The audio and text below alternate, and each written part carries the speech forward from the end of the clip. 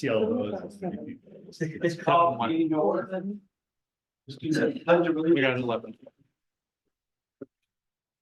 To the flag of the United States of America, and to the republic for which it stands, one nation, under God, indivisible, with liberty and justice for all. I'd like to request that we have three members that we would like to recognize the issues, the possible conflict, potential conflicts of interest. Sure. Let me go ahead and start. Okay. I'm just going to read a statement for potential conflict of interest. Oregon Revised Statute 244.02013 requires me, as a member of the North Bend School District Budget Committee, to declare potential conflict of interest since I am married to or engaged to be married to an employee of the North Bend School District. This declaration recognizes that the action by this committee could have a financial impact on me and my family. By making this statement, I am allowed by law to participate in the discussion and debate, as well as vote on the proposed North Bend School District budget. I will also be making a statement of potential conflict of interest. Oregon Revised Statute 244.02013 requires me as a member of the North Bend School District Budget Committee to declare a potential conflict of interest since I am married to an employee of the North Bend School District. This declaration recognizes that the action by this committee could have a financial impact on me and my family. By making this statement, I am allowed by law to participate in the discussion and debate, as well as vote on the proposed North Bend School District budget. And me as well, Oregon Revised Statute 244.020. Sub 13 requires me as a member of the North Bend School District Budget Committee to declare a potential conflict of interest since I am married to an employee of the North Bend School District. This declaration recognizes that the action by this committee could have a financial impact on me and my family. By making this statement, I'm allowed by law to participate in the discussion and debate, as well as vote on the proposed North Bend School District budget. All right, thank you. We have roll call next.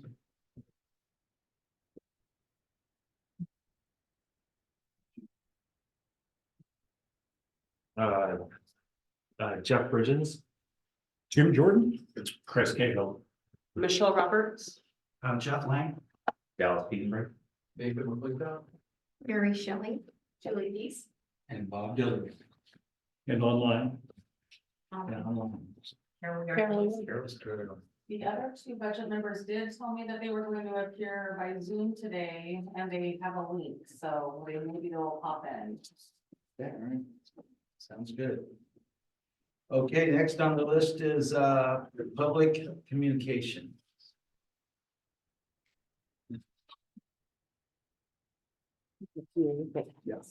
So we have no members of the public here, but we were receiving questions and statements via email through a budget committee email or directly to myself. And so we have some really great questions and statements that were generated from that opportunity. And so from public and committee members. And so we're going to kind of go through those questions, provide some answers, clarification. So I will proceed if that's okay with me. Okay. I think I wanted to start off with a question popped up when we're going through this on page 70 of the binder. And that was around that special revenue fund. And on page 70, it says special revenue funds, it's R4311 Indian Education. And we had talked about that 23-24, the adopted budget was higher than the previous 2 year actuals. And then in 24-25, that was an increase as well. And so I just wanted to address that. 4311 is it encompasses 4,300 also, which is really any direct revenue from the federal government. So Indian Education Grant, what you see on the actuals, the audited numbers was the money received and spent during those 2 actual years. And that is the actual allocation of the Indian Education Grant that went directly into a person's salary. And then in 23-24, and if we were to go back to the budgets of those 2 years, you would also see that they were a little bit higher. Because again, sometimes those federal grants can come in mid-year, and so we budget a little bit more, hoping for that, obviously, and then we have the appropriation authority to spend it if we get it. If we don't budget it, we'd have to come back later, and depending on the percentage of the fund, we might have to go through a process similar to this. So what we do there is budget some extra funds within 4,300, which is any direct federal source. It's just that what you're seeing here, because there aren't any other 4,300s that have that federal source, you're just seeing Indian Education pop up. So it's an extra budgeted amount in case funds come in. It doesn't mean we'll spend it. We would only spend it if the revenues were there to match it. If that makes sense.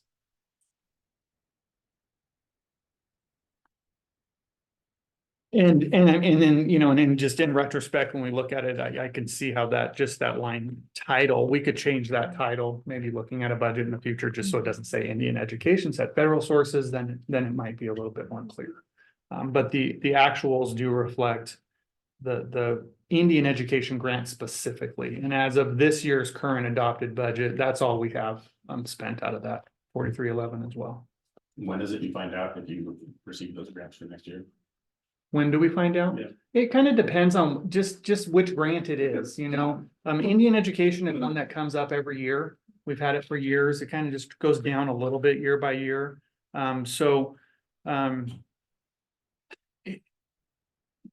don't know. If they could come up with something at any given time. If we apply directly for one, then it kind of just depends on that application window. In this particular line item here, we don't have anything we're anticipating that we know of. It is essentially just an extra bit built into that in case it comes up. So we don't have the actual of that yet because it's not the end of the year, but Right. that's more of a safeguard, but Yep. not much of that has been spent. No, this year we'd be in line with the last 2 years, depending on whatever that Indian Education Grant is. It's just a small portion of a person's salary. Yeah. We had a question about projecting payroll and benefits. So our process of projecting payroll and benefits, that is, I mean, there's what, 7 iterations of that? I mean, as you're building that, and Anna spends a lot of time building that. Anna, our business service specialist, was a payroll specialist for many years, so very in tune with that process as well. It is actually a process of going through every single current person and rolling up their costs.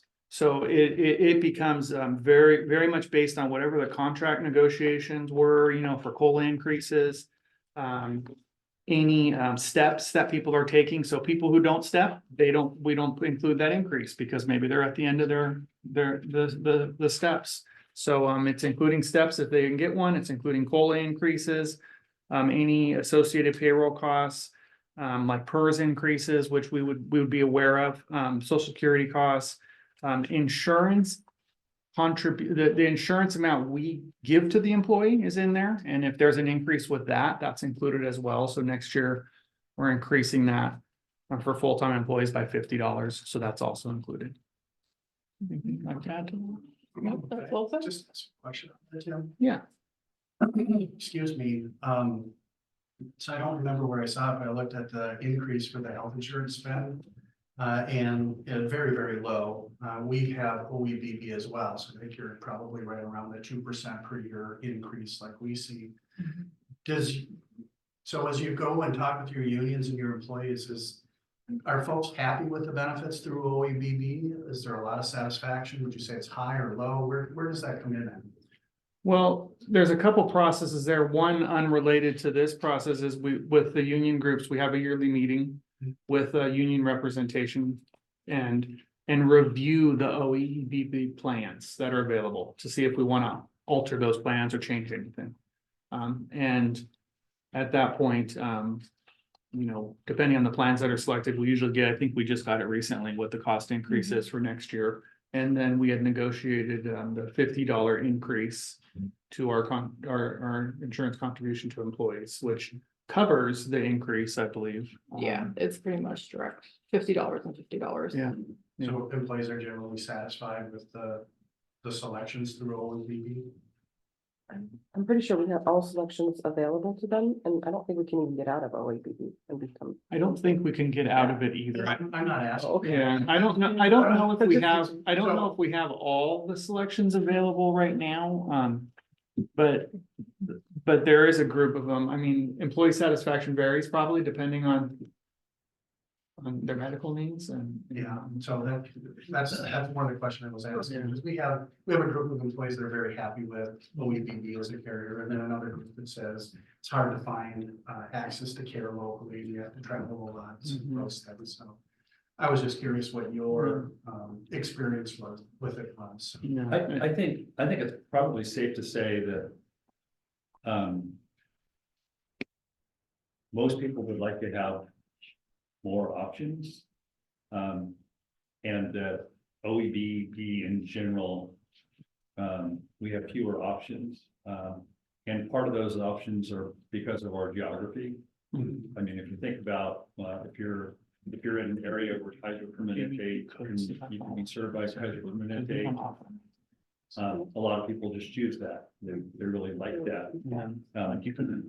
For me, the switch from being in a spot where I could, like, even while I'm in dental groups, Yeah, I had that option when I was in Reedsport. and like we don't have a plan. Don't have an option here. I'm happy if I did this here. I'm not saying that, but in terms of the amount, the cap that we have, that bargain cap, I think people seem to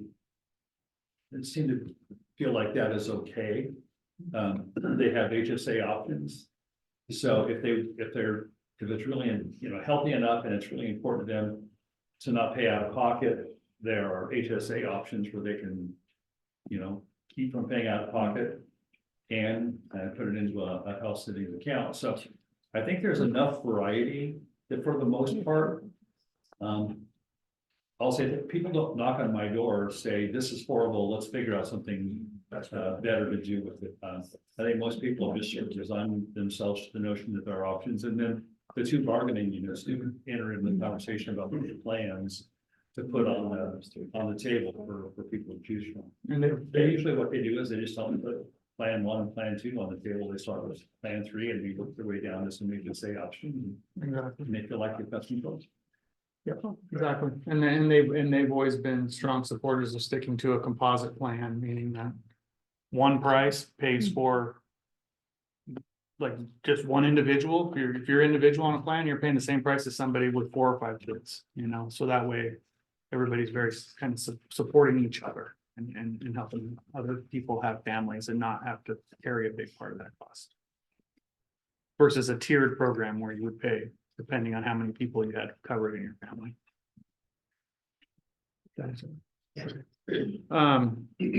When let's see, we had the COLA increase for this current school year was 4%, and next school year was negotiated for certified. They had previously negotiated COLA increase, so they'll have a 4% increase. And then classified, we just concluded our negotiations with them, so they'll have a 4% increase going into next year for COLA. So it's in terms of part of the question was, are they discretionary or negotiated? It's all negotiated by the unions, and what happens is based on the classified negotiation, that also applies in matters of practice to our unrepresented group, the confidential or the administrative group. And so the classified group, 4% next year, and then they're piggybacking on certified that year after that. So whatever certified negotiates next year, classified would also get. Not only that, but the administrative group is also given the same COLA, whatever's negotiated with the certified is the amount the administrative group receives. And all the way to the superintendent, my contract specifically ties any COLA increase for me to that same agreement. As negotiated in your agreement, Negotiated, because you're, Yeah. it spells that out. the certified negotiated agreement for a COLA is what always.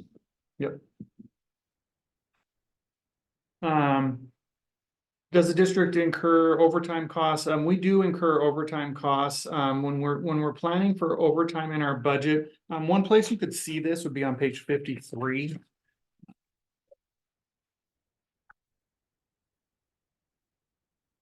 And that wouldn't apply to our salaried employees, but, you see it with, classified and confidential.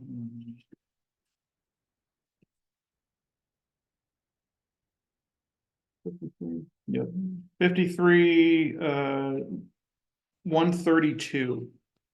Non-licensed additional.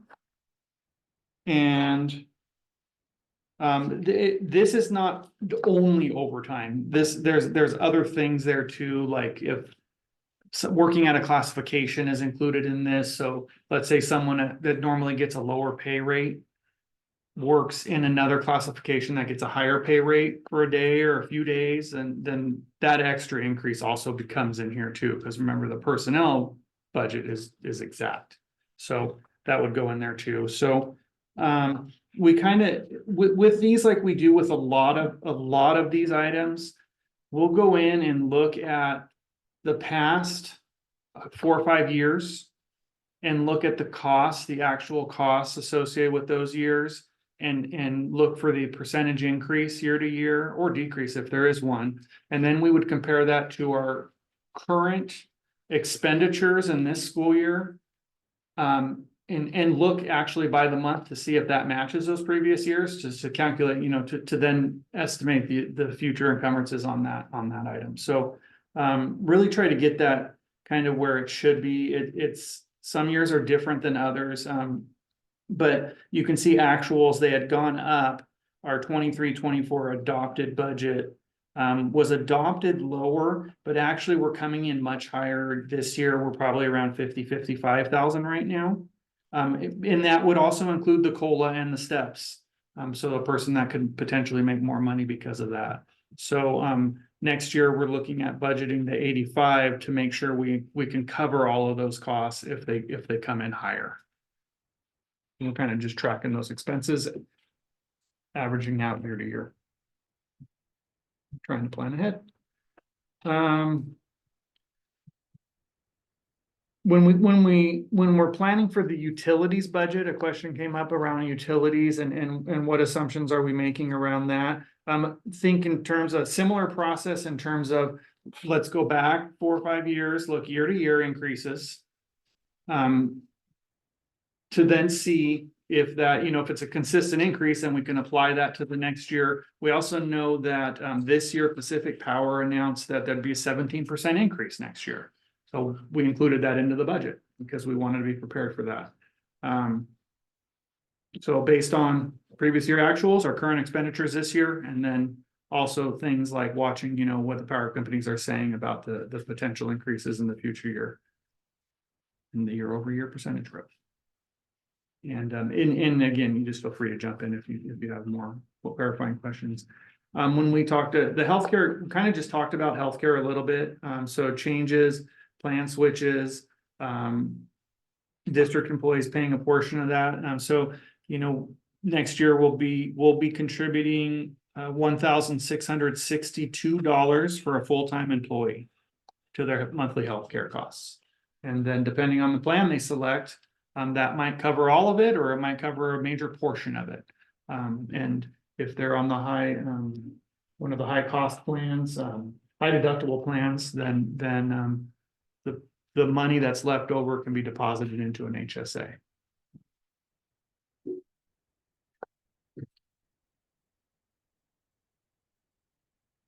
And we talked about the healthcare committee that goes with that in case there's any plan switches associated with the plans offered to employees for that year. District employees, do they receive reimbursements? There are some things that are reimbursed. Page number here, mileage reimbursement. Well, so one example would be, typically it would be something negotiated in a contract. Item on this, page 54 would be an example, and 341. Staff travel within district would be a perfect example of reimbursement.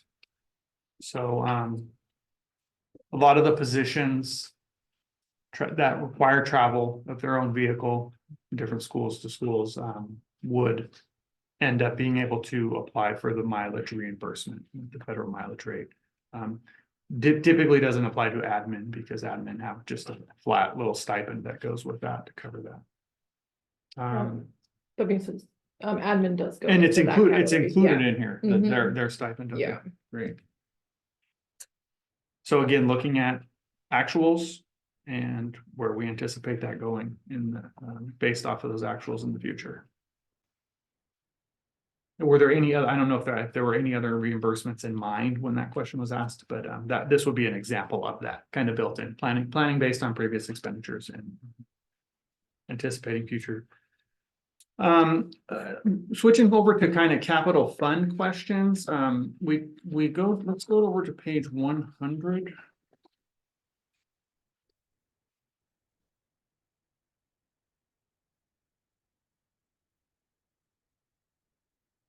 And 101, and there is purchase services. So I'm gonna go look at page 101 first.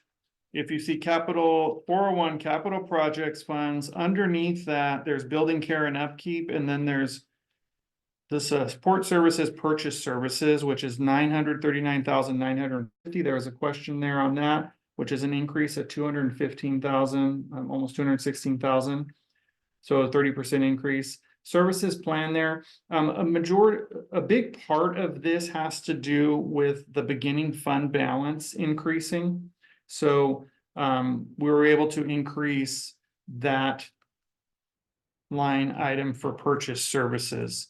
And that one is specifically that I can kind of wrap this one into another question, which capital fund for capital outlays, building care and upkeep. So there's some right underneath that 939,000 purchase services is capital outlay, 470,000.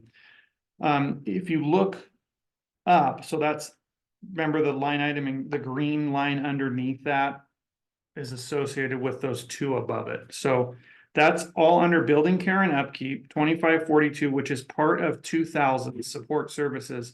So those are all things that are upgrades that are planned that really kind of relate to, when you think support services, think anything that benefits instruction, anything that could enhance instruction or is part of the instructional program, exists only because of instruction. So we do have a lot of projects planned in that area. You know, there's and I am in 401. So we have things like the tennis courts, maybe some energy projects that were budgeted if we have those, carpet replacements, some asbestos abatement, carrier control system upgrades in a couple of few of the buildings to try to improve the climate of the building, which is often helps people be more comfortable and ready to teach and learn. And then when you talk about the concept of purchase services, so under purchase services, these are things that really are, we're contracting out for someone else to come do it from an outside vendor. So like an asbestos abatement would be somebody doing that outside. Carrier controls coming in and doing a project. If these are projects that require us to follow the competitive bidding, rules in Oregon, so there's certain thresholds that are set for different projects, and we always follow those guidelines. In fact, the one example was just, I think the board recently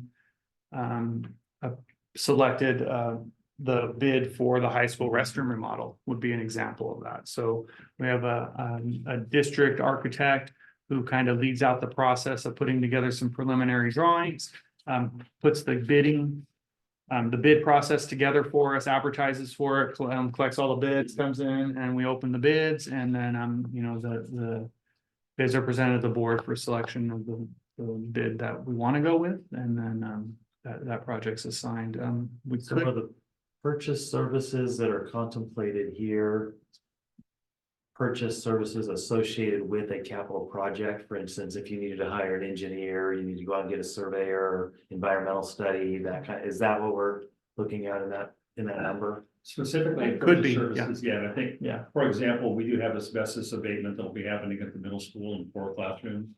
Obviously, we're gonna hire out for that service. We don't have anyone internally that's gonna Okay. do that on our payroll.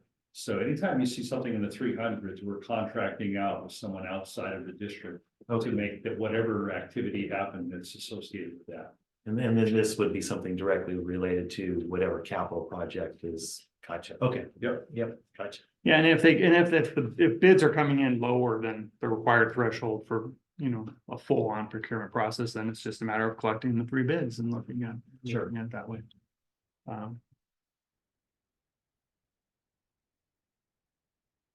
Let's see here.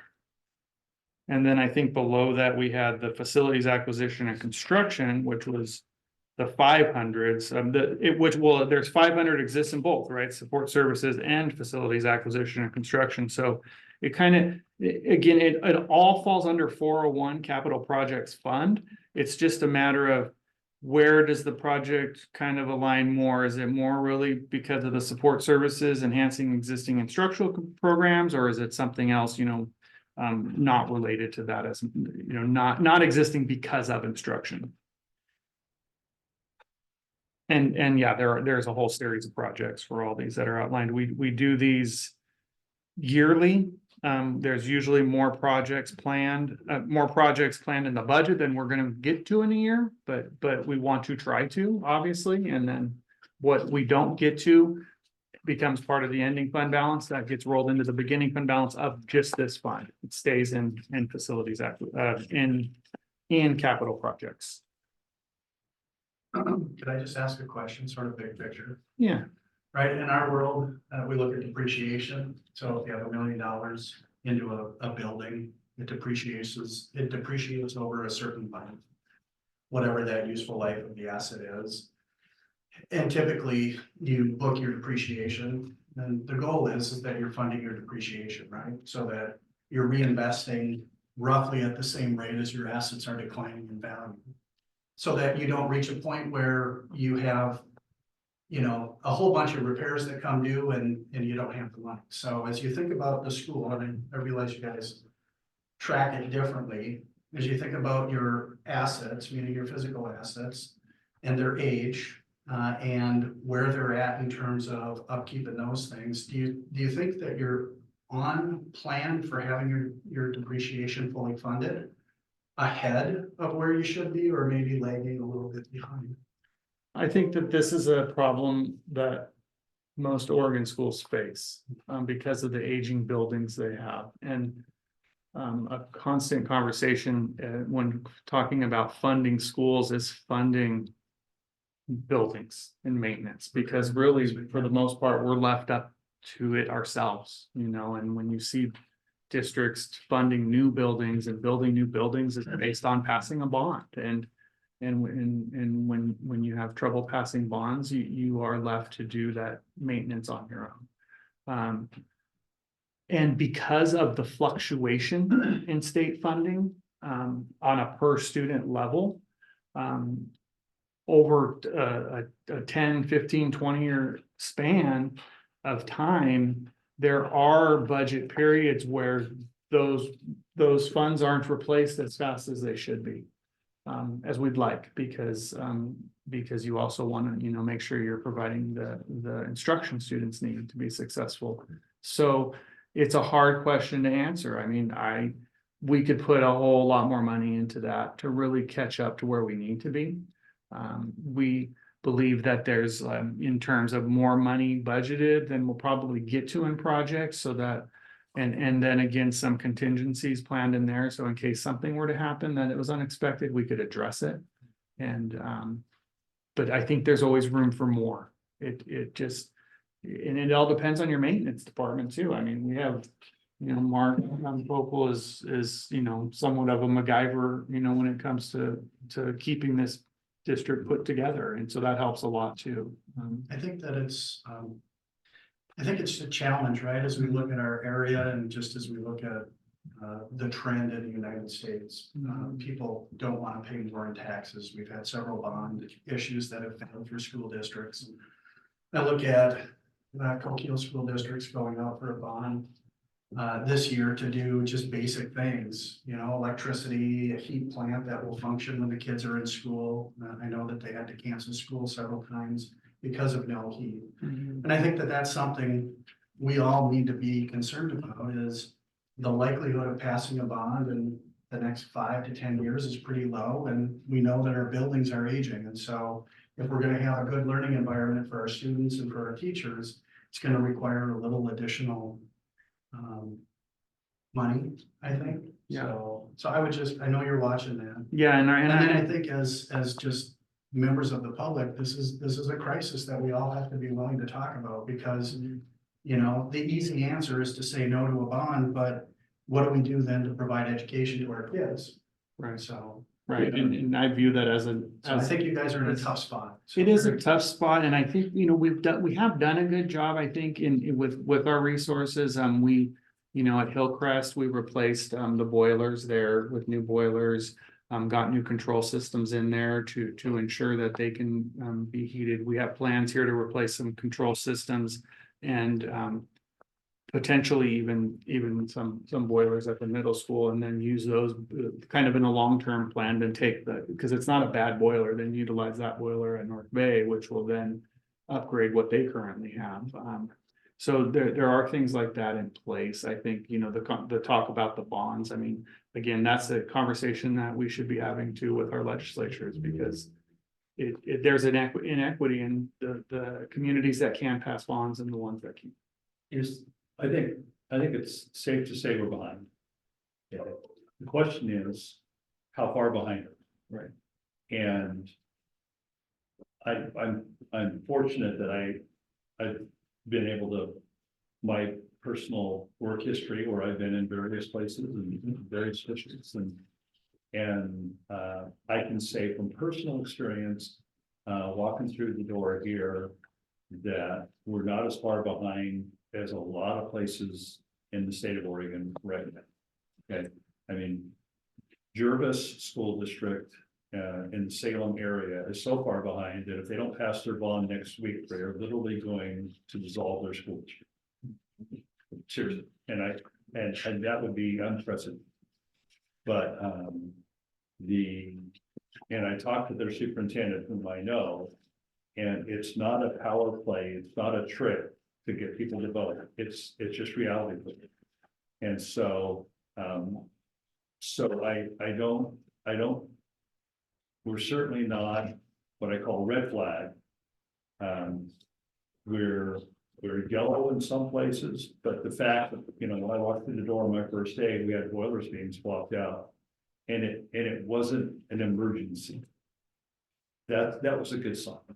Okay, Mark has a notion about what are next in each of the buildings, and he can tell you, we were just talking about it in our DLT meeting on Tuesday. What some of the upcoming things are in the summer, what the plans are, what they're going to try to accomplish, what they are accomplishing, what's on the schedule, and then the time frame by which we choose that. So I feel pretty good, but to be sure, I can't sit here and say we're not behind, because we're behind. We're just not as far behind, and just not as critical as a lot of places that I've been or know of in my travels around the state. Some public agencies, they have fixed assets and and they have a depreciation fund, a line item for depreciation. And they have software that calculates when you plug in all the age of equipment, you know, concrete structures, 50 years, for instance. Computers are 4 or 5 years. And then they fund that depreciation to be able to replace that when it comes up. But most public agencies don't have that, but some do. And we build, like, when we're talking about computers and technology, Joe's over there, Tim and I were talking about how we're building that into the budget. So that we can make sure that stays rotated, so we don't end up in a spot where we have to like swap out the entire district all in one summer. Bill, you like that? One big summer, whole district.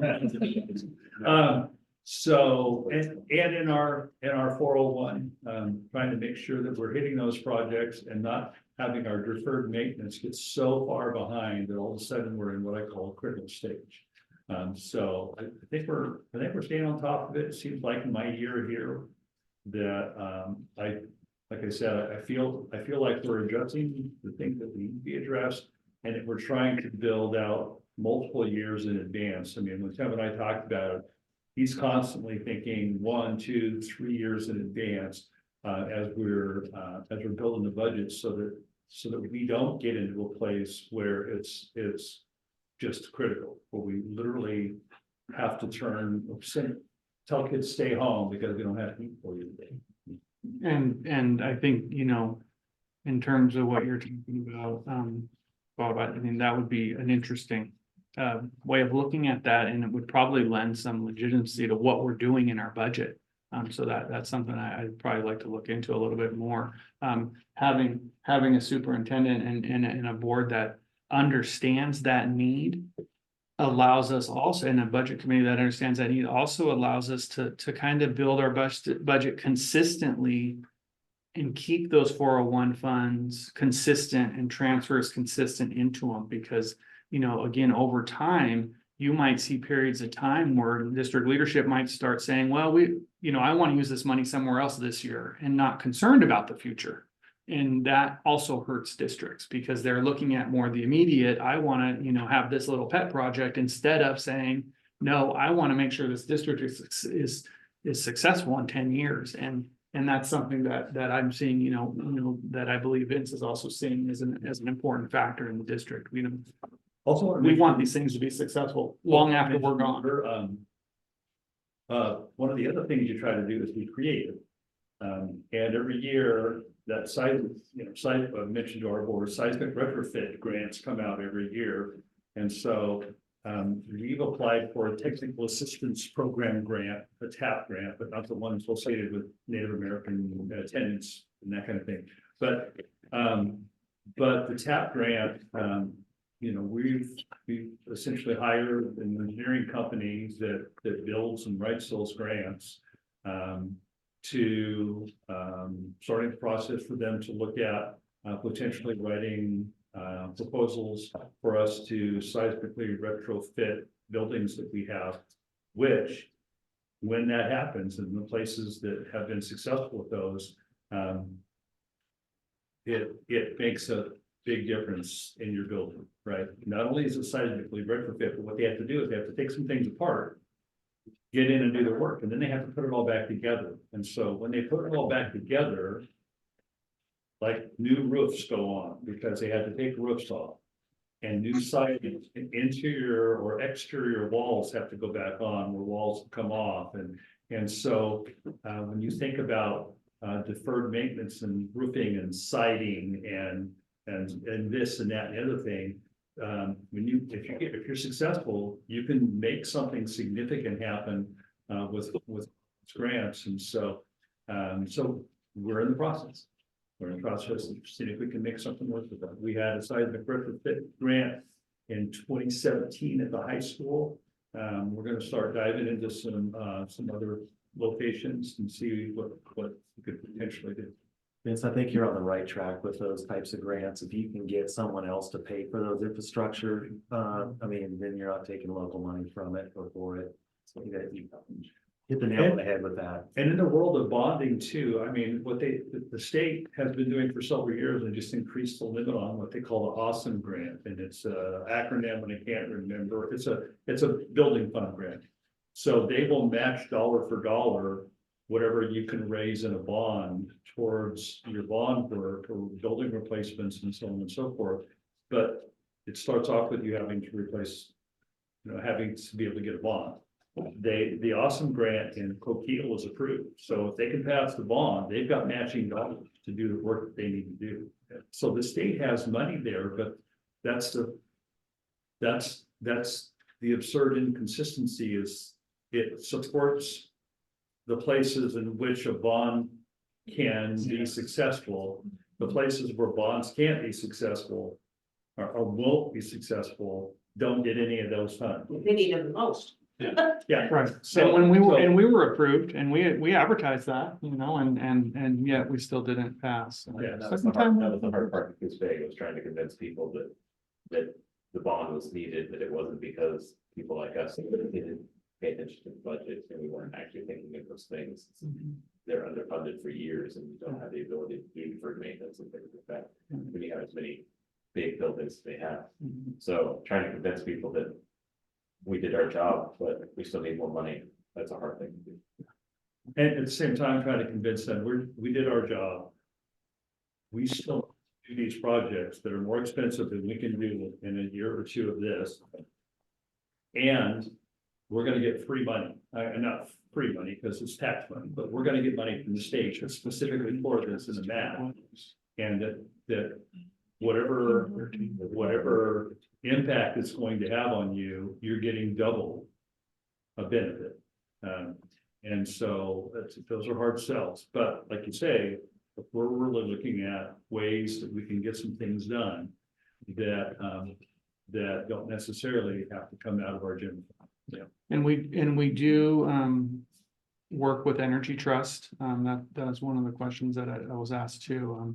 And we currently in the 401 fund, it's not a separate line item for it. It's built in a couple different areas, but there's about $500,000 in there from Energy Trust that's set aside for an energy project. And so that money is ready to use for energy projects. When we just did the boiler upgrades at Hillcrest, we just got approved for a $13,000 check that will be coming our way because of those upgrades. So that money will go right back into the 401 fund too. So that we also took advantage of some pretty significant rebates on lighting. So we've got pallets of lights coming in that will be replacing our lights, which should reduce energy costs. We're hoping, and I think they will once they're all replaced. So we're always looking for opportunities like that too. And then, like We wish they had reduced the energy cost by 17%. hopefully, yeah, and bigger things like knowing something's coming up down the road, like the turf replacement on the football field. That was like $500,000-$600,000. So we have in our transfers, there's a chunk of money, that's set aside every year to go into this. So that way we don't get to a point when all of a sudden the turf needs replaced and we don't have the money to do it all at once. Kind of like what Vince was talking about with technology too. So building up those kind of pockets of money and understanding that that's why it's there and we're going to need it in the future and not dipping into those for other reasons. You can't replace the fields for 10 yards at a time. No. So, Just real quick on finish up here with the capital outlay piece, but I wouldn't do it in this budget, but you mentioned there's a list of projects and maybe even having to go out in the future and what those are. I don't know if you could add a section, maybe just a page talking about what those projects are somehow. Just helps to understand what projects there are and that'd be easy to do. I mean, in the I don't know if we got really too much into it in the narratives, probably not, but adding just a little outline of what's planned will be great. Yeah, just helps understand. Yeah. Software subscriptions are included and leased equipment in the budget. If you looked at page 50, for example,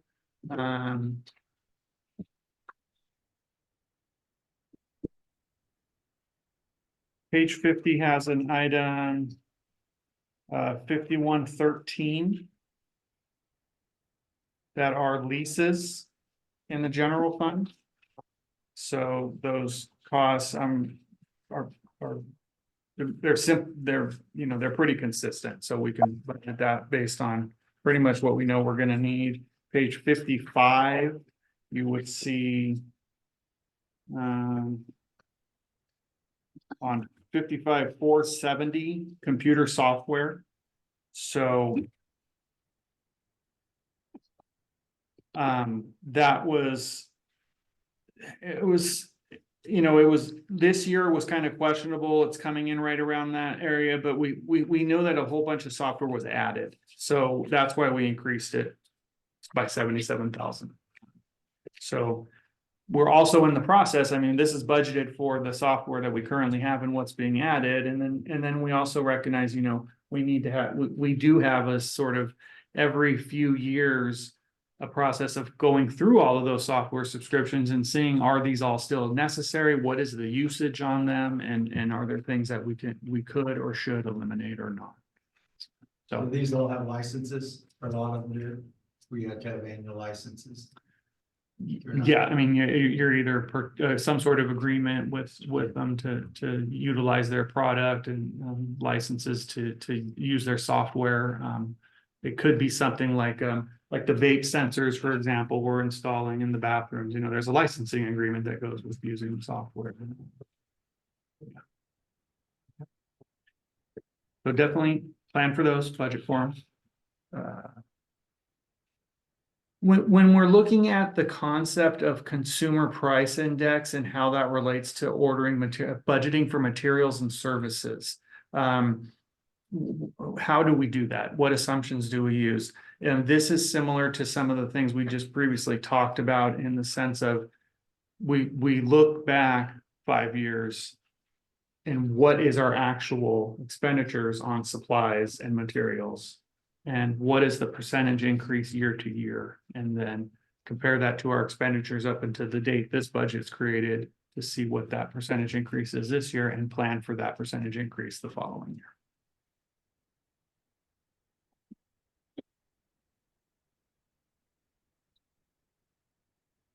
On page 54, there's a question here about student transportation reimbursement line item, and that is line item 331. Student transportation reimbursable is what that stands for. And so remember, that's one that comes in, that's one that comes in later as a 70% reimbursement. So when it's like instructional related transportation, like travel to and from school, the bus, our agreement with the bus company, those we get reimbursed at 70% rate.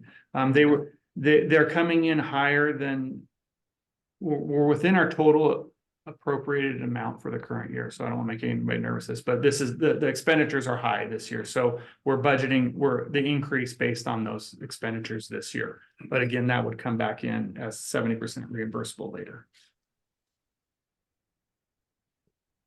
And it is fixed and variable cost. The contract with them has a fixed base cost for a certain number of buses that they'll provide. But then the variable aspect of that is the fuel pass-through.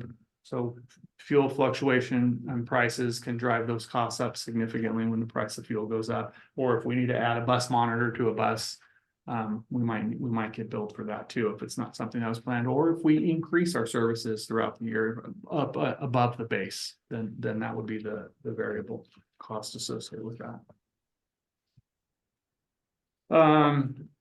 Yeah, jump over to page 68, I believe. There's a question about, so we're jumping into the special revenue fund a little bit.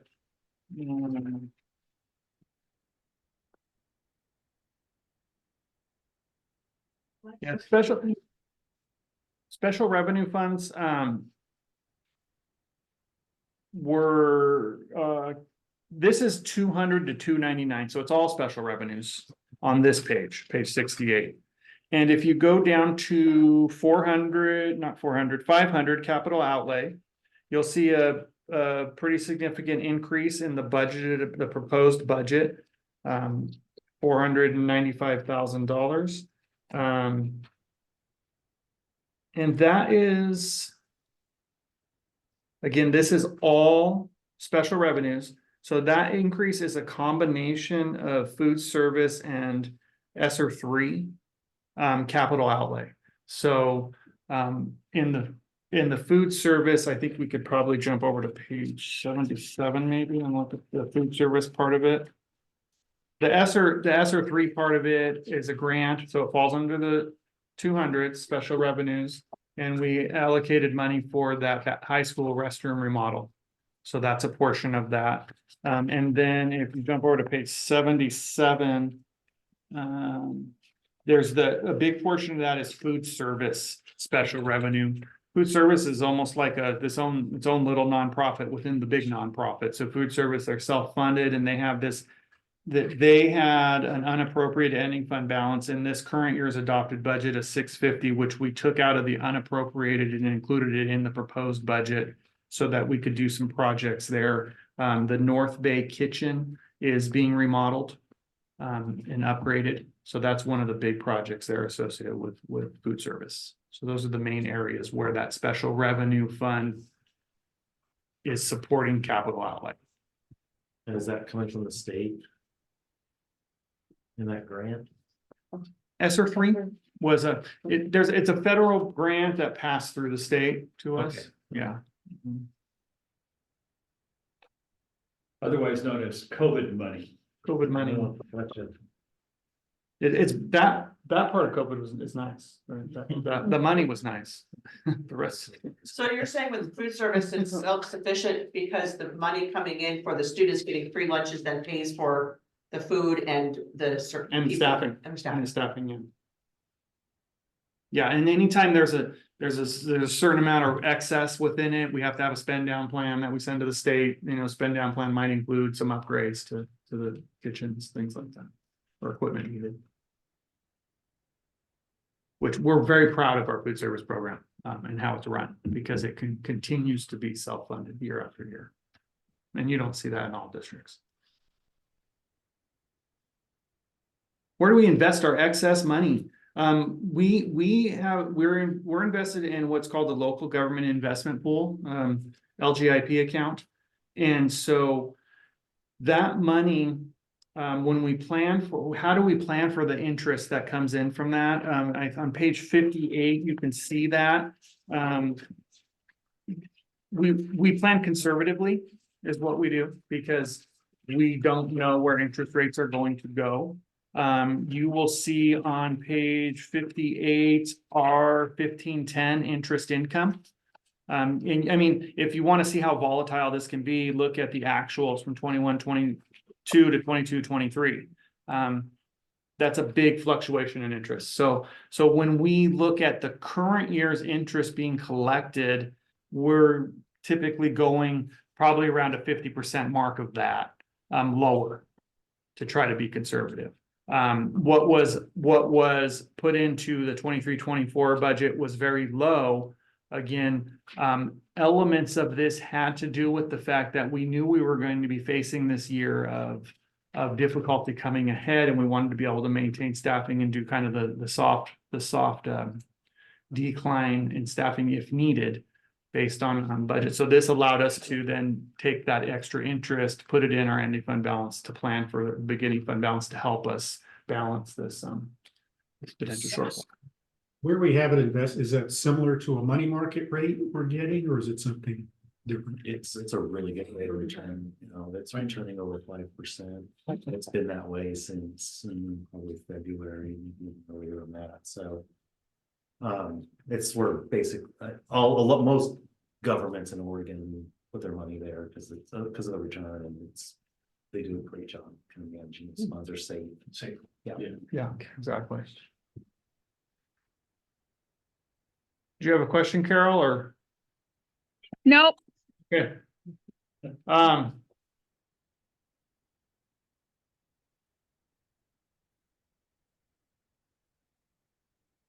When we look into the kind of biggest uncertainties we're facing next year, enrollment's always a big uncertainty. while we know it's declining, it seems to be kind of declining more stable than it had been, obviously during COVID. So, but because we're funded on enrollment, that's always an uncertainty. It's always a big thing that we look at. Contract negotiations year to year, it's always an uncertainty too. There's always big price tags associated with that. So, part of those negotiations become, really trying to show, the impact on our budget, one-time expenses versus ongoing expenses that just continue to grow, things like that, and being able to kind of address Do you do those every year? Are they multi-year contracts? that each group has a 2-year agreement, so they stagger, so we get to do it every year. They have 2 years. Because we love it so much. Yes. One of the other areas of uncertainty, of course, is what's going to happen in the legislature. Yeah. And we had that conversation today at our superintendent meeting as we kind of prep. We're going to be doing work to get ready for the next legislative session in terms of how much of the budget is going to come towards education. The current biennium was $10.2 billion. The next biennium, we talked about roll-up costs. We're talking today that just in real roll-up costs across the state, it's going to have to be over $11 billion. Anything less than that roll-up amount, and we're actually moving backwards. So, and we have no idea. We have no idea what number they're going to land on. So that's a large area of uncertainty. When we're at this point next year, we hope we know. We'll be building a budget on what we think they're going to pass, because just like we did a year ago when we built the current budget on 9.9 billion, that's what we thought they were going to pass, and they passed 10.2. Right, so we're gonna. That maybe is the biggest area of uncertainty next year, is where the legislature actually goes.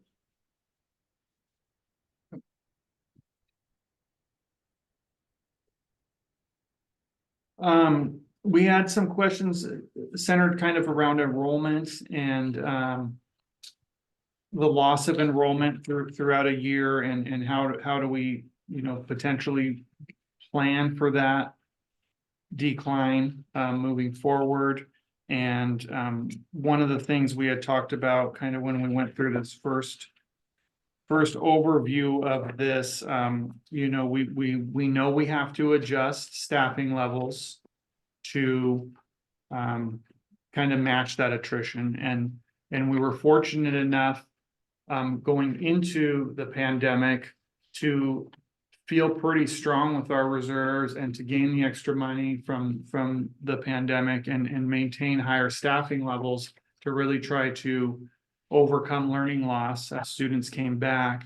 And now, we're at a point where we do need to kind of adjust for the enrollment and the future declining enrollment. So that's where we're seeing kind of right now adjusting for the loss of the ESSER funds and using some reserves to still continue to provide services to students at a higher level, knowing that next year we will also take advantage of the attrition when it presents itself of staff. So we want to always try, and one of our biggest goals is to address the need to reduce staff through natural attrition rather than having to lay people off, because obviously that's better for our community and for our people. So that's one of our biggest goals. When we looked at, enrollment trends on page 32, you'll see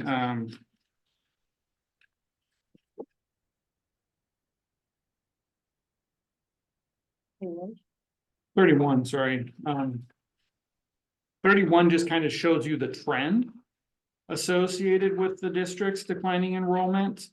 And again, that by looking kind of September to September, it just gives us a consistent data point as the year starts. It's pretty natural during a school year to see at the secondary level the number drop a little bit as the year progresses. And you know, when you're in 12th grade, you know everything, so sometimes you don't have to finish a year, right? And then, I don't know, there are different reasons why enrollment drops, but it is a pattern that happens year to year. And then usually we'll see elementary kind of increase a little bit throughout the year. So by just providing the data point of September 30th, as of September 30th, we can be consistent. However, you know, what we budget on, like, you know, when you look at 23-24, that was what was budgeted, 2079. We know we're lower and about 3% lower. And other years, you know, it was 1% or less than 1%. So it's often hard to know what's going to happen within that school year. But what we can follow is on page 32 is you can kind of plan ahead for what your enrollment's going to be. And this is where we submit our estimates to the state that they will start paying us on next school year. And then mid-year, based on our reporting of our enrollment, they will adjust what they're paying us. And then at the end of the year, they do what's called a preliminary reconciliation for the whole school year. They'll try to get you about where you are for the year, where your funding should be. And then at the end of the following year, they do a final reconciliation for that year. So we're always kind of living in this 3-year cycle where we're getting final reconciliations for the year behind us. We're getting a preliminary one for the current year, and then we're projecting what our enrollment's going to be for the next year, just so they can start paying us on that. And when we're trying to plan for that, you know, when you look at page 32, you know, the enrollment per grade level, you need pattern that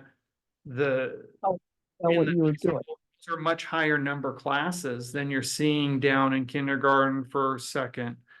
So we got more going out than we got coming in. And then on top of that, you look at your birth rates and the percentage of live births compared to your kindergarten enrollment. So there are different factors we look at when we create that estimate. And our philosophy with this is we always try to estimate as close to what we think the actuals will be as possible to try to make it a consistent budget. There's some districts that estimate low so they can get more money later in a reconciliation. There's some that estimate high because they believe it helps them getting the money early on, but they're going to get it taken out in the end anyway. So for us, it's just, let's keep it consistent, try to estimate. And if we were to estimate way off, Oregon Department of Education will allow us to reopen those estimates and submit a new number if we wanted to. So that way we weren't collecting too much under the impression that we could spend it. So they're kind of things we look at. And I assumed in the question that the attrition had to do with students, not staff, but I could be wrong.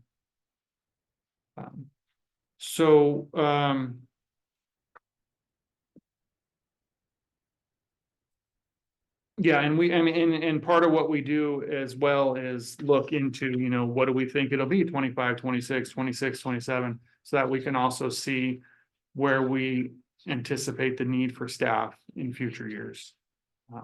And looking at what we are predicting right now, even though, so on page 33, you'll see North Bay Elementary.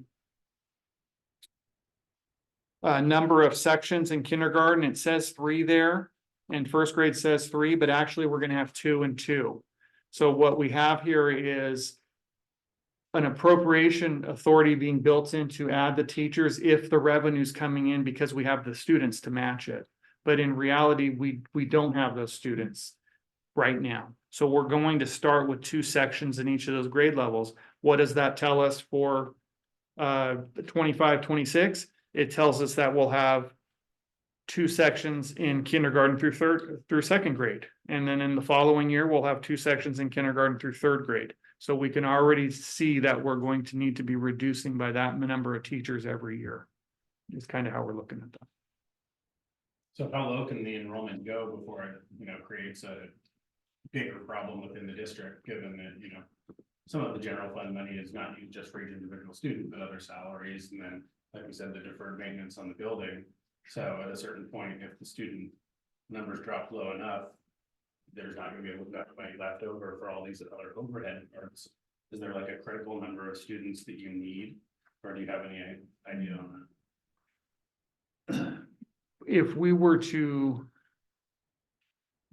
We haven't calculated that out, to be honest with you. I mean, it'd be pretty, We could hire, But Tim, I Okay. can sort of speak to it to a degree.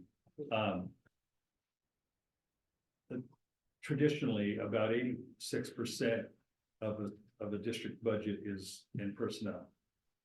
And so when you have a declining enrollment environment, you end up basically just per child, right? So you as just long as keep our dropping off staffing staff. matters, yeah. You keep dropping off staff. Yeah. And so that you match the need of your enrollment. And then, at some point in time, then you decide to close Banger. Okay, and Bruce, I mean, you've been here for how many school closures that have? 4 or 5. 4 or 5.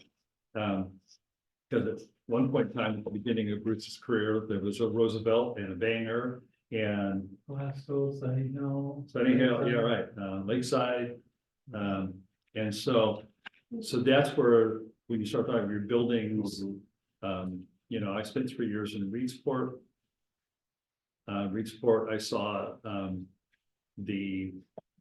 the 20-year impact. I was at the end of a 20-year impact of the international paper leaving Gardner.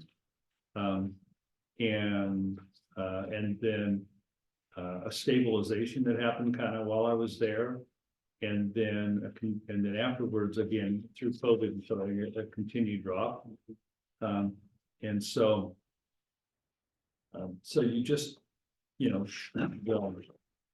20 years ago, Reedsport was Reedsport High School. Now it's a 7 through 12.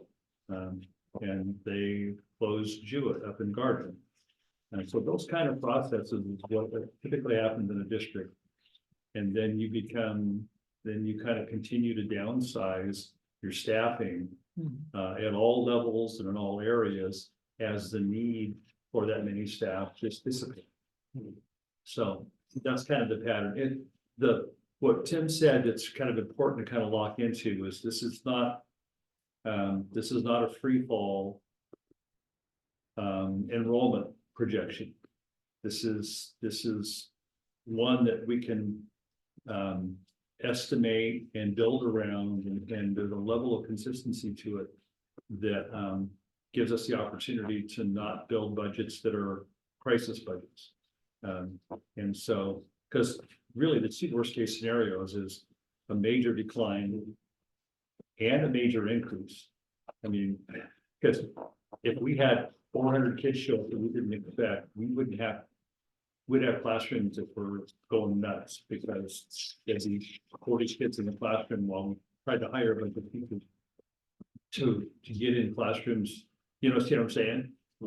There are actual school districts that have had to deal with that, and that's almost as disruptive as showing up and having 70, 80, 100 less students than you thought you were going to have, and to rip teachers at the beginning of the year. Sort of indicators would you look to for an increase in enrollment? Like what are those signs that you would see that, hey, this might turn around, or Birth rates. Okay. We're always keeping track of birth rates because we know in a 4 or 5 year period, that's how many kindergartners we're going to have. So we lock into that a little bit. Lock into of the local economy. Okay. For example, when I was at Reedsport, that's when we were at the height of the regardless of whichever side you fell on the fence, the LNG project. We knew that if that actually happened, that we're not sure our schools had enough capacity to meet the need. And so when we talk about the container and the processes associated with that, and whether or not that actually happens or doesn't happen, that plays a role into the expectation of how many families would be here and what the need would be in our schools. So some kind of major economic change, upturn or downturn, right? If a major industry closed, if something closed up shop that we didn't expect. I'm gonna throw something out there that is not even on the radar, but let's say. In North Bend, the hospital closed. Think of all of the employees associated with the hospital. If it were to close and all of those folks leave town, just like when International Paper did. It became a crisis. Because the number of people leaving, compared on a annual percentage basis level was significant. So, yeah, we keep track of all of those kinds of factors, pretty loosely, but we're dialed into it. We're almost intuitively dialed into birth rates, economy, what's happening in the other schools, ups and downs and things like that. Housing projects. So, what about, like preschool, does that ever play into that, like you could, add student base by adding preschool, stabilize the numbers or grow the numbers? Yeah, we're funded on a per child basis, and that funding would not include preschool students. So we've discussed opening preschools for years, and it is a desire. It would be a funding source to do that, and we actually are, Bruce and Dana are researching some grants, a grant right now that could potentially do that for us. And if it pays for the staffing, then it makes perfect sense for us to do that, because right now we have the space. So that would be a great opportunity for us if that were to come about. Yeah, I think when Reedsport was in that situation, wondering what to do, North Bend was prepared to take over Reedsport. North Bend, Reedsport Unified.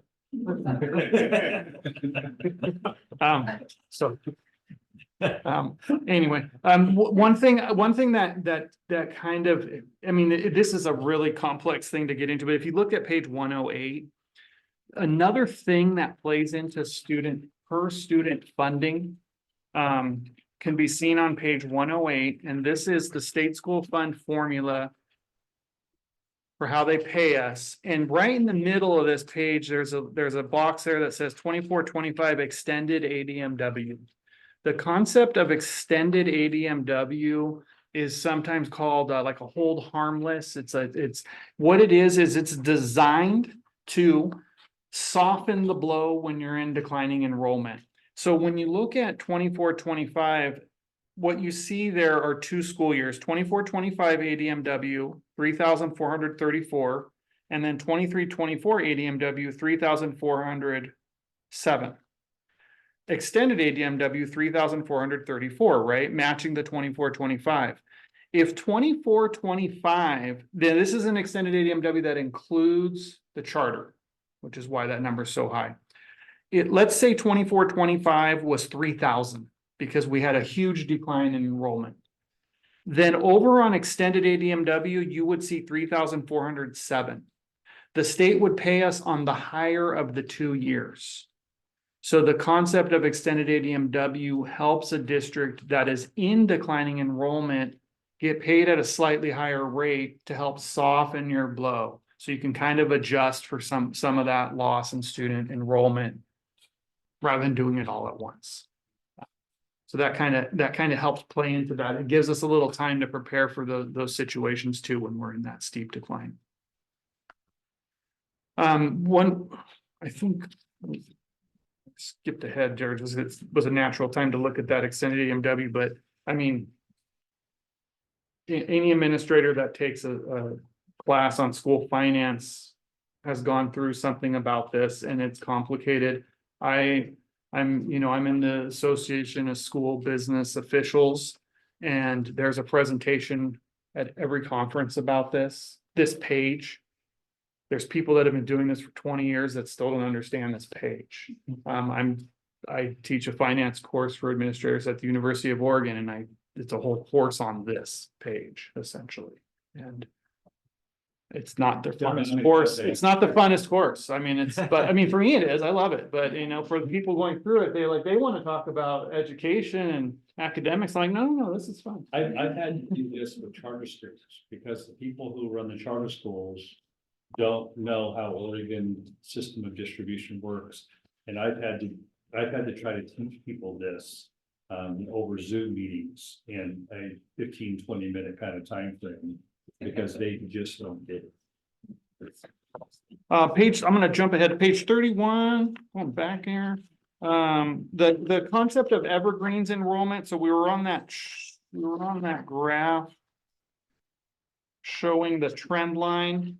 Evergreen projected, so Evergreen gives us their number of what they estimate for the following school year, and we include that in our numbers when we project the next year's enrollment. So that number of 950 was given to us by Evergreen. Now, if the number is way off, we're going to question it, but right now they're actually at 928. So we weren't concerned about this 950, and they're actually building a budget a little bit lower than that and asking us to pay them on a lower number next year going into it, knowing that that'll be reconciled later if they're higher. So the concept of making that number increase was because of A, they said they wanted that number, and B, we actually started seeing an increase in enrollment, which is their goal too.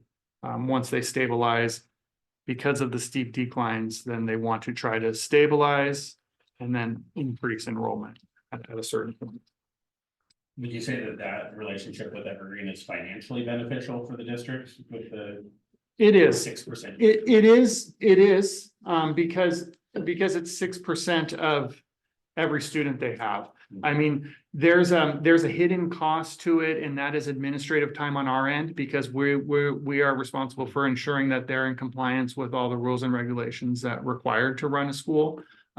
So every one of the administrators in the district, basically helps oversee certain components and works with Evergreen to ensure, they're in compliance with those things. I mean, and they do a fine job on their own. We just need to ensure the compliance. So, and depending on our roles, some of us spend a little more time than others, finance is involved with Evergreen, monthly and in contract negotiations and different things like that. So that hidden cost does play a factor into this, how much of our time we're putting into them and the cost associated with us.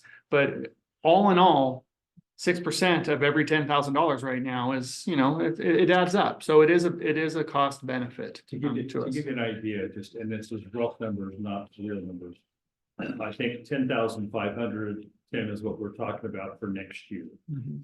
We presented that last week. Mhm. If they had 1,000 students, at 10,500 per student, that's ADM double, not just the ADMR like we talked about. They had 10,008 or 1,000 in ADMW. The 6% for us is going to come out of $630,000. So. Yeah. And so their enrollment, how much of that do you guys have any idea of how much that is local students versus, being an online school?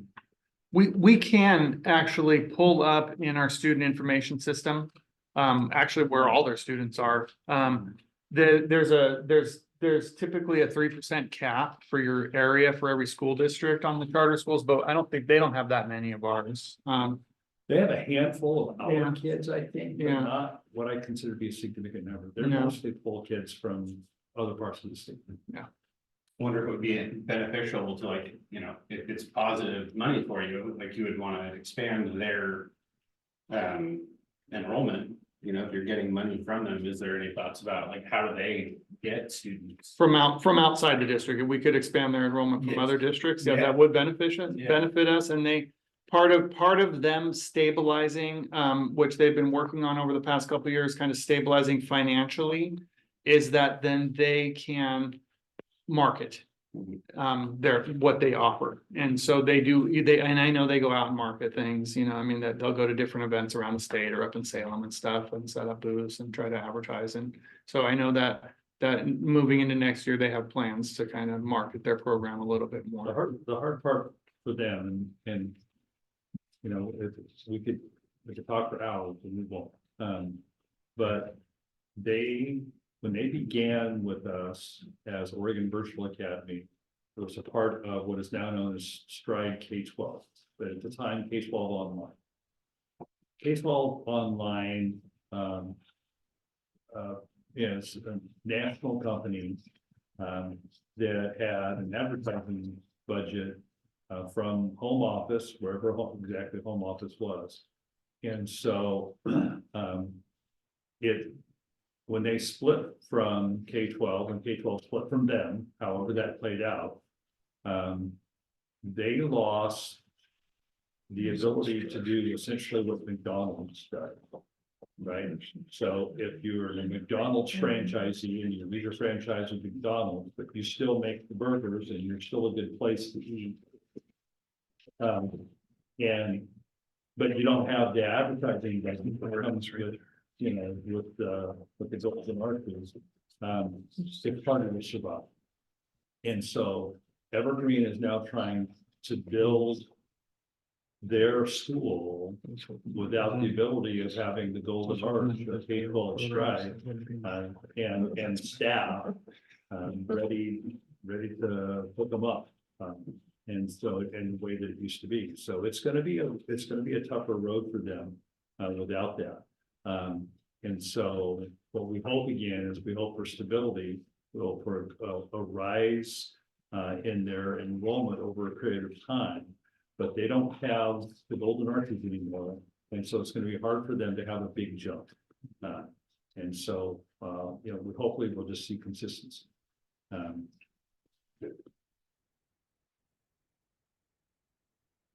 There's a question about the strategic planning section of the narratives, and in the strategic planning section, we discussed an sort of an older program, but the main premise of it still exists, and it's called Strive for Five. It was a attendance-based program.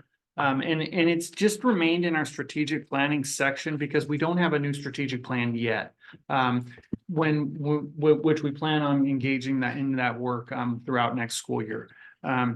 Strive for Five, addressing attendance issues and chronic absenteeism is a huge priority of the district, and it's been challenging over time.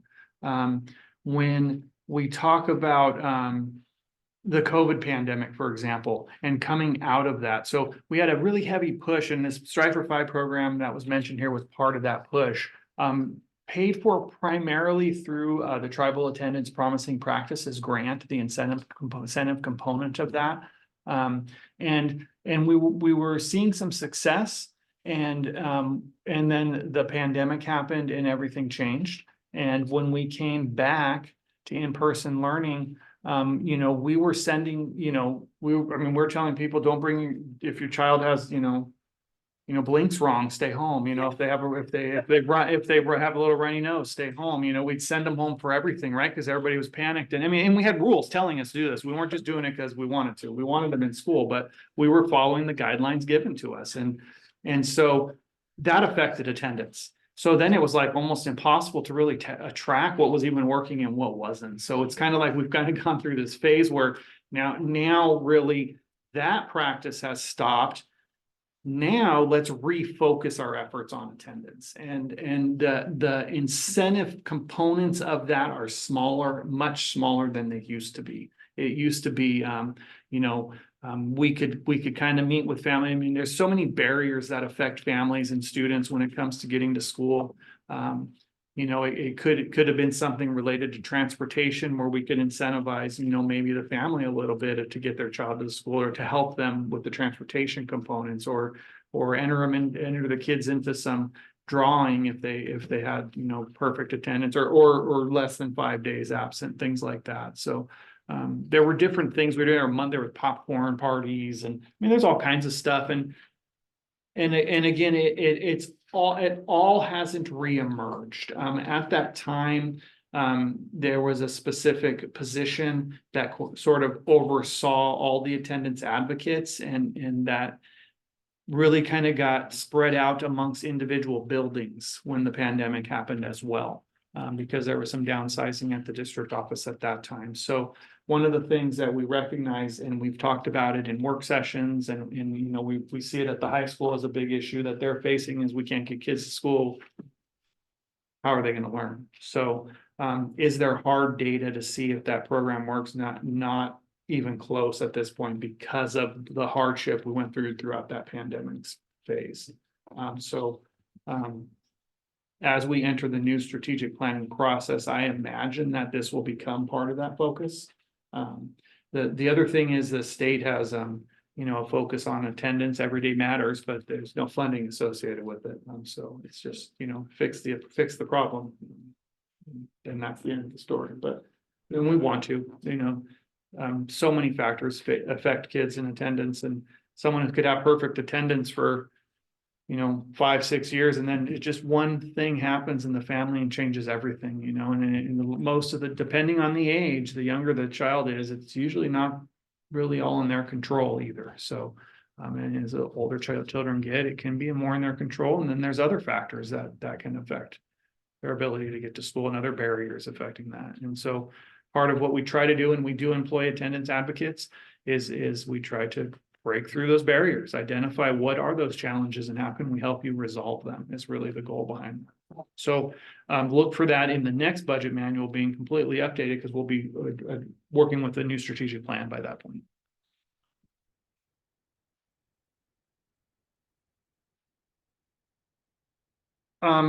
One of the questions had to do with the ending fund balance and expending the 2 million of reserves, and I don't know if I use the wrong wording. The ending fund balance is the reserve, and it's budgeted into contingencies. So like what you see in this budget is us planning for that 7%, the 5 and the 2% as a contingency for the end of next school year. As an ending fund balance of 4.1 million. So by hitting the end of next school year, ending fund balance of 4.1 million planned as a contingency, we're budgeting to maintain the 7%. And then that becomes the beginning fund balance for the next school year.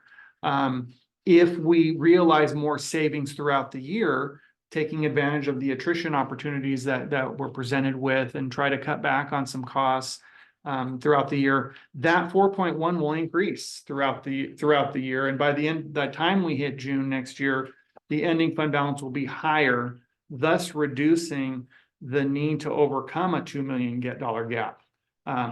Which again, we're planning on reducing anyways, because we know we won't be able to maintain all those staffing levels. So in terms of planning ahead, we left the budget built on that 9.9 billion allocation from the state, knowing that would create a bigger ending fund balance this year in funds we couldn't have spent anyways, because we didn't have the appropriation authority to spend it.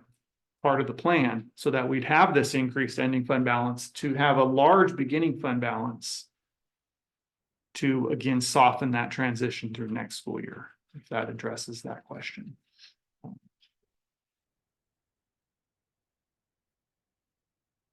Energy trust we talked about a little bit. When we look at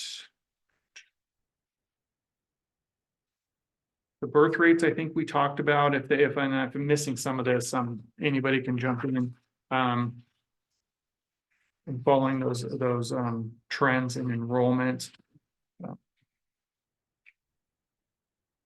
And again, we are reducing in the elementary schools as far as FTE is concerned. And overall, I think the easiest, and it kind of depends on where you look. Like that one page I showed you, North Bay has 3 sections and 3 sections, when we're really only going to have 2. We only have teachers hired for 2. We're not going to hire for 3 and 3. So where the appropriations built in there, only if we have enough students to meet that need would we actually do that. And then on page 17, you can see just a straight full 6 FTE reduction. Page 17 has a little chart on there, and total staff FTE 23, 24 to 24, 25. You see a reduction of 6 FTE there. So we are adjusting and looking for opportunities to continue to do that, and some plans in mind if needed. And then we had a really great question too about the spending per pupil and by grade band. And so if you look at page, let's see, was it page 32?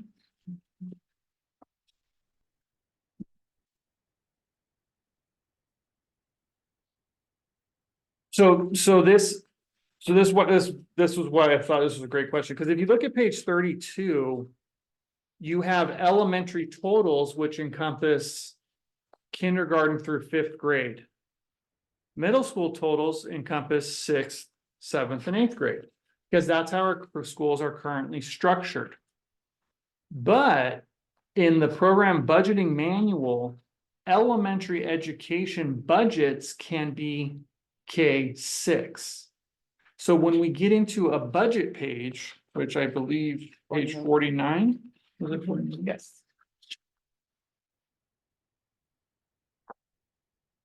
Page 49 at the top says elementary K6 proposed budget, a little over 6 million there. Middle school programs 2.2. That middle school program budget is not 6, 7, and 8. It's 7 and 8.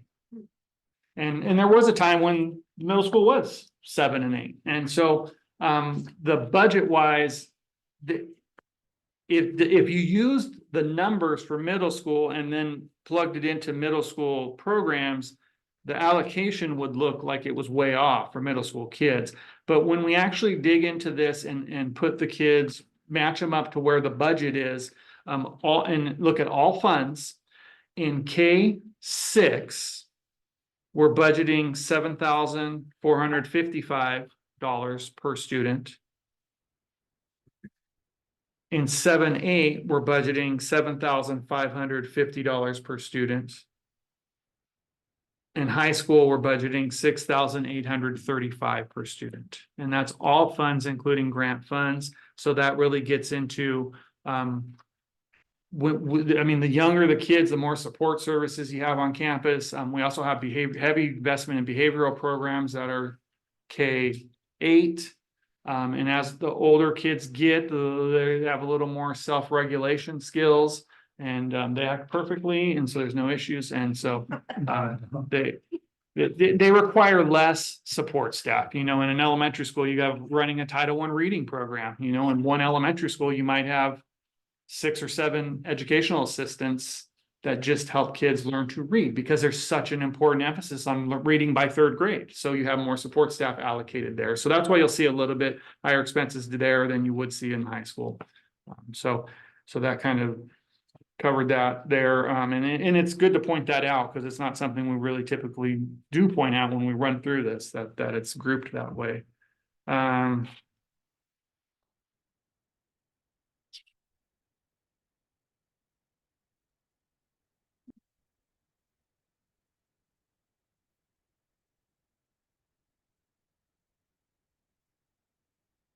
When there was a question on the Evergreen Virtual Academy line item, when we stick that into purchase services, and if you look at the money planned to pay them versus their enrollment, the number's higher than 10,500 that we get per student, and that's because it includes the weights.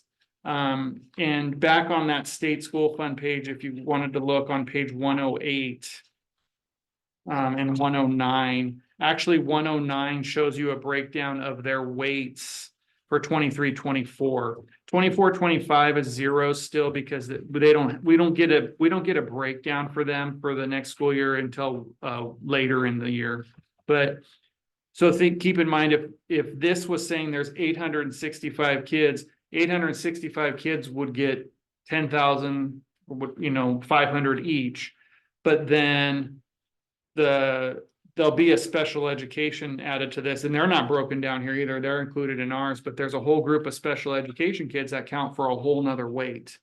The students in English as a second language program count for half a weight. So that's 10 extra. If there's 21 kids in their ESL program, the English as a second language program, that counts as 10, almost 11 extra kids. So the money, when you just say, here's the line item for Evergreen, and you divide the number of kids enrolled into Evergreen, it is much higher. And that 6% we keep is a negotiated amount with them based on their contract with us. So that's why that came in much higher. Talked about reserves here. Expected budget shortfall. 25-26. Do we expect a budget shortfall? I don't believe so. I believe that us preparing as we have last year and this year. And for our plans moving into the future and the discussions we're already having with district leadership about, the fact that this is what happens in education. Another great thing to talk about when you're out there talking about public education is we need to create a more consistent, stable educational fund. So districts aren't in this up and down situation every 2 years during a biennium. And so this is kind of what happens. There's periods we go through where we have to tighten our belts a bit and we always want to be matching our staffing needs to our enrollment. And so these are things we're planning for. And when we look at, using the beginning part of that beginning fund balance to get through the year, the 2.5 million, we already know, where a whole bunch of that's going to get reduced. Going into next school year, because a portion of that is carryover from SIA, so we'll be able to have some carryover we'll use up next year, and Hal has to be used by June 30th, next year's SIA budget, so we'll be able to cut out a chunk there. So there's different ways we can carve that out, and we know we'll take advantage of attrition. Plus, we'll have the legislative session looking for increases in state school funding, and we will make sure that we explain this to our union groups when we enter negotiations, that anything that is unreasonable only hurts them as a union and a district and our children as a whole. So we're feeling pretty good there. And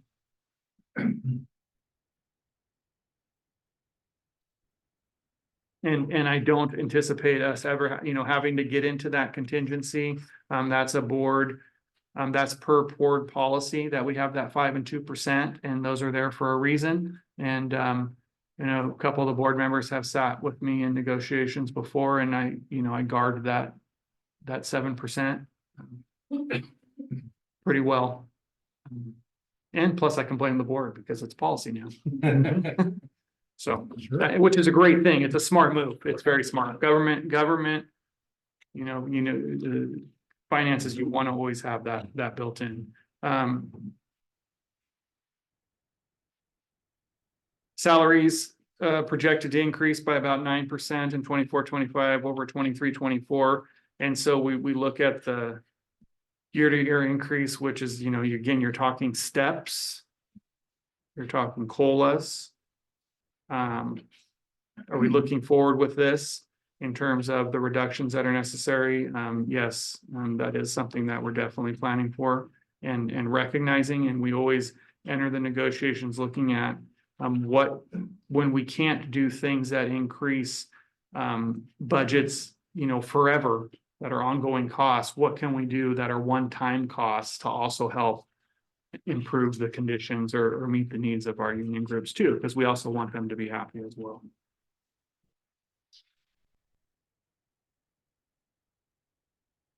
And there is not, the capital plan was what question? We don't have what I would consider a formal 5-year capital plan. I would look more in terms of just, really having a good finger on the pulse of what needs to be replaced short-term and long-term, and planning for those things, like in the 401 fund, having roofing projects planned out for the future that are broken into segments, so that we know we can get to them in the next couple of years, 2-3 years, and break those apart rather than doing them all at once. Planning for transfers into the 401 fund, planning for transfers into other project funds, so that when we get hit with costs, we have the money sitting there to do those things as well.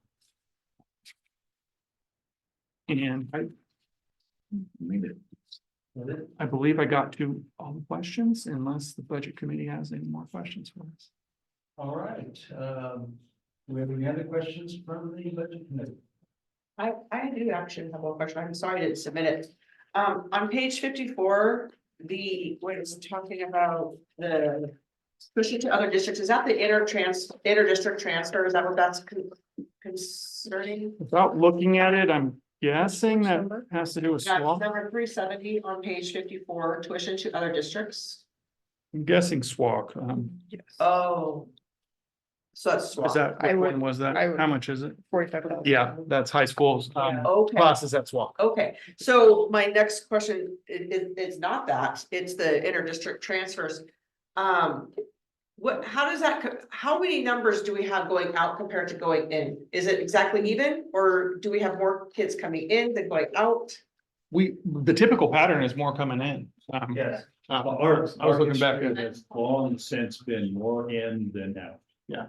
Okay, We could, can I hear that? But then I also have heard that we're supposed to be even when we do that, so I don't know how that. school districts, there were times. Transfer wars of the nineties, where I was in Douglas County and school districts were saying, we're not gonna let our kids go out. Okay, you're Roseburg, I'm Glide. If Roseburg and Glide had even numbers, then no big deal. But if Roseburg had more going in, then Roseburg was sending the Glide would turn off the spout. Okay, because it was heavy on one side. So the way an interdistrict transfer officially works is you get permission from the district that you live to go to a different district, and then you have to get permission from the district to accept you. Oh, so both districts. So it's you both, there's sign off for both districts. And so Coos Bay, North Bend, and other South Coast districts have typically, from even all the way back to my time in Reedsport and before when I was here, usually we didn't try to turn off the spout of outgoing. Interestingly, right now Coos Bay has 3 different grade levels, depending on the building, in which they're not accepting any interdistrict transfers. They've turned off the spout going in because they want to make sure that they don't have to hire other teachers. Okay, it's a part of it, it's a budgetary. And so we'll create our numbers, but our numbers in August that we'll bring to you will be created based on capacity. Like if we know that we have plenty at a grade level and we only have a certain number of teachers in that grade level, we just kind of make sure we don't, end up with 3 classes of 3rd graders at Hillcrest that have 20 or 31 kids or something like that. Not enough to add a teacher, but too much to have a really good classroom. So we try to balance all these numbers, but traditionally we take more in than go out. Michelle, do you have the numbers of the in and out? I don't. Okay, no. I'm just curious how many I mean, come in and how many go out. It's pretty similar, and the school districts do have it to where they can put a cap on what's going out if they Yeah. want to, but we don't do that, we don't tend to say no. no, and we've been doing a good job tracking where our kids are going too. So there are some things you could look at. I mean, if you happen to have any meeting planned with the curriculum, and they might be able to show you. What's the financial impact on that either coming in or going out? Is there any money that we have to pay them and they pay us? It ends up kind of washing out in the state school fund amount, the amount we receive per child. So we kind of just think of that 10,000. Yeah, there's no tuition involved. So if we take in a student that lives in Coos Bay and they come into our district, we just get the ADM. Okay. So they're reported as a part of our ADM and we get paid for them as if they lived here. So it goes both directions. So when you sign off on someone leaving your district in an interdistrict transfer, you're basically signing off on the new district getting their ADM. Okay. Yeah, but no other funds change hands. That's kind of why you don't see it in here, because we just, it's not really tuition. Any other questions?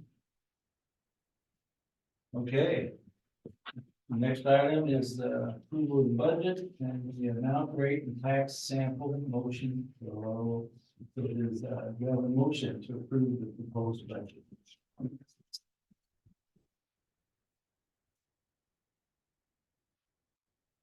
Motion to approve the proposed budget for fiscal year 2024 and 2025. Second, I'll second. all in favor? Aye. All opposed? So passes. Who do we have read the budget? Motion. What's that? I'll read it. Oh, yeah. And then Bob. Okay, thanks. Bob, on the motion to approve, there's also be it hereby resolved. A whole, Do you need that? yes, Whole section. everything. Should we redo that then? Okay, make a motion to approve the proposed budget for fiscal year 2024-25. Be it hereby resolved that the Budget Committee of the North Bend School District number 13 approved the proposed budget for fiscal year 2024-2025 in the sum of $63,847,405, and that the Budget Committee further approves property taxes to be levied for the North Bend School District number 13 as follows: $4 or 4.1626 per 1,000 assessed value for permanent rate tax. I second. Thank you. So, as of that, our rates approved. And then, We vote. We gotta vote again. all in favor? Aye. All opposed? So carries. Okay, if that's it. I'm sorry, can I just make one comment? No, it's over. You missed. I know, well, I didn't want to interrupt him, so, but I think it was the night that, my appointment to the budget committee was approved by the school board. You all took up an action on vape sensors, I believe it was, and Tim, you mentioned vape sensors. I just want to let you know, hospitals are required to do community health needs assessments every 3 years. We just completed or are in the process of completing ours. And we interviewed people, we did it with Bay Area Hospital, so we interviewed healthcare people from the county. We also held community forums with community members and provider community. What we saw was really quite interesting. Substance abuse, as everybody knows, is a problem in our county. However, this is the first time I have not seen smoking under substance abuse as a problem, and vaping made the list. So just from the healthcare community, I want to say thank you to you guys for taking a stand on vaping. I think we're going to see this become more of a problem as we get out and start seeing the real effects of vaping. So thank you for your leadership in them. I'd like to thank all the board and the appointed members in particular for helping us out, and in particular to the detail with which you guys looked at the budget and asked some quite critical thinking, asked some great questions. And Tim, thank you for you and the financial team for being prepared. And Yes, and definitely recognition to Lorraine and Anna for all their hard work as well. Appreciate that.